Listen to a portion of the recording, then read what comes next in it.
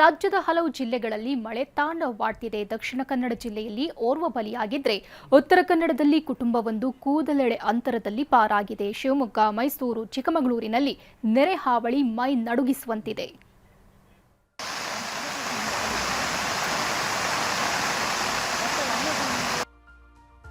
ದಕ್ಷಿಣ ಕನ್ನಡದಲ್ಲಿ ಹಳ್ಳದ ನೀರಿಗೆ ಬಲಿಯಾದ ವ್ಯಕ್ತಿ.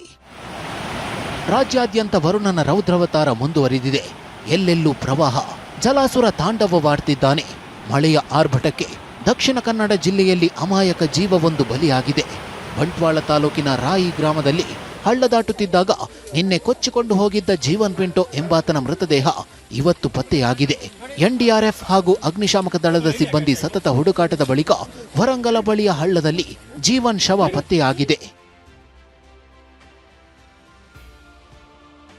ತುಂಗೆಯ ಅಬ್ಬರ, ಜೀವ ಭಯದಲ್ಲಿ 23 ಕುಟುಂಬಗಳ ಸ್ಥಳಾಂತರ. ಶಿವಮೊಗ್ಗ ಜಿಲ್ಲೆ ತೀರ್ಥಹಳ್ಳಿಯಲ್ಲೂ ಧಾರಾಕಾರ ಮಳೆಯಾಗ್ತಿದೆ. ತುಂಗಾ ನದಿ ಅಪಾಯದ ಮಟ್ಟ ಮೀರಿ ಹರಿಯುತ್ತಿದೆ. ಮೇಗರಬಳ್ಳಿಯ ನದಿ ತಟದಲ್ಲಿ ನೆರೆ ಆತಂಕ ಕಾಡಿದೆ.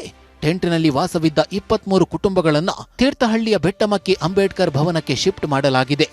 ತುಂಗಾ ನದಿ ಅಪಾಯ ಮಟ್ಟ ಮೀರಿ ಹರಿತಾ ಇದೆ. ನಾವೀಗ ಶಿವಮೊಗ್ಗ ತಾಲೂಕಿನ ಮತ್ತೂರಿನಲ್ಲಿದ್ದೇವೆ. ಮತ್ತೂರಿನ ನೋಡ್ಬೋದು, ತುಂಗಾ ನದಿ ದೊಡ್ಡ ಪ್ರಮಾಣದಲ್ಲಿ ತುಂಗಾ ನದಿಗೆ ನೀರು ಹರಿದು ಹೋಗ್ತಾ ಇದೆ.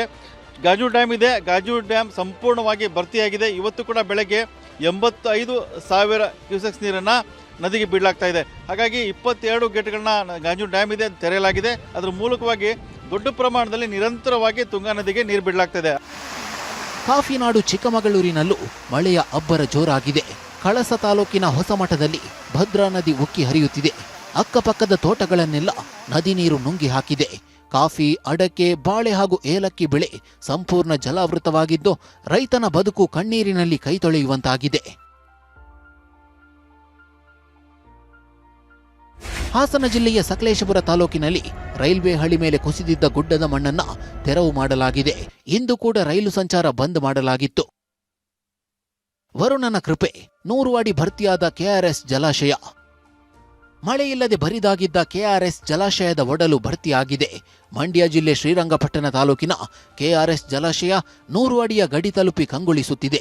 ಇತ್ತ ಹಾಸನ ತಾಲೂಕಿನ ಗೊರೂರಿನಲ್ಲಿರುವ ಹೇಮಾವತಿ ಡ್ಯಾಂಗೆ ಕೇವಲ 2 ದಿನದಲ್ಲಿ 2.42 ಟಿಎಂಸಿ ನೀರು ಹರಿದು ಬಂದಿದೆ. ಒಳಹರಿವಿನ ಪ್ರಮಾಣ 12,859 ಕ್ಯೂಸೆಕ್ಗೆ ಏರಿಕೆಯಾಗಿದೆ.